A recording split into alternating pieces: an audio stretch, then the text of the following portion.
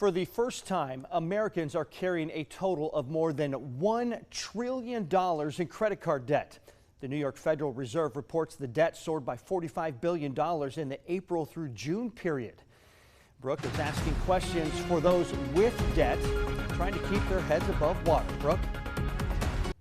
Joining me now is the president and chief wealth strategist at Andersen Financial Strategies, Sean Andersen. Thank you so much for joining us tonight. Thanks, Brooke. It's a pleasure to be with you. Thanks for having me on. Absolutely. So let's start with the cause. What is leading to a rise of spending on these credit cards? That's a very good question. Obviously, within the last year, we've seen extremely high inflation, and then the Federal Reserve's attempt to stem that inflation's interest rate hikes have really had to bolster credit card balances. And then also, you know, we see all of these advertisements are constantly pushing perks or things to get people to sign up for these credit cards. Can this mislead people and cause them to go further into debt? Absolutely. It's the credit card companies know that if they can get you hooked into spending with them, they'll offer you some pretty attractive incentives, and no doubt there are some attractive incentives. But once those incentives run out, you might find yourself deeper in debt. Obviously, those that are in debt, they want to get out of it. So some of these companies are offering zero interest accounts. What steps need to be taken before opening one of those or an attempt to reduce your debt? You need to be careful. So zero interest rate accounts can be certainly beneficial, especially if you're carrying a credit card you're paying interest on. The average interest rate these days is close to 21%, and a 0% balance transfer would be an attractive option.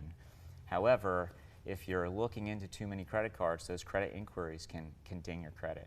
So it's probably like a two-step thing here. What can people do to avoid going deeper into debt like this? And then what can they do to try to pay off some of this debt? How can they improve their situation in general and maybe not get into that situation in the first place? So that's an excellent question, especially in these times where our interest rates have soared over the last year. And you really have to pay attention to where your credit card interest rates are. Many consumers don't know what that rate is, and you might be surprised it's almost doubled in the last year. There's two really common approaches to reducing that credit card debt.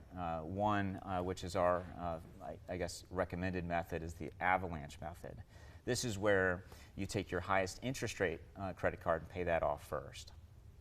The other is the snowball method, where you're taking the smallest balance first and then paying those off so you can feel some milestones along the way. It may not be the most financially beneficial step, but it does allow you to feel that progress. We've got about 30 seconds left, and I'm curious, when we're seeing these numbers, the rising numbers of people going into debt, are these people that are just making bigger purchases, or are these people just trying to survive and putting all of these small purchases on the credit card? Like, what's the cause of this? I think there's a combination of both. So when we're looking at economic data, we continue to see consumer spending at very high levels, which is also boosting our economy.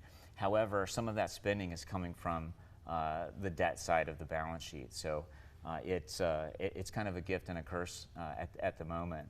The good news is delinquencies and charge-offs are still at very low levels. So it's not an economic problem yet, but that $1 trillion level is certainly not a threshold we'd like to cross. All right, we want to help everybody reduce their debt here. Great advice tonight. Sean Andersen, the president and chief wealth strategist at Andersen Financial Strategies. Thank you so much for joining us tonight. Thanks, Brooke.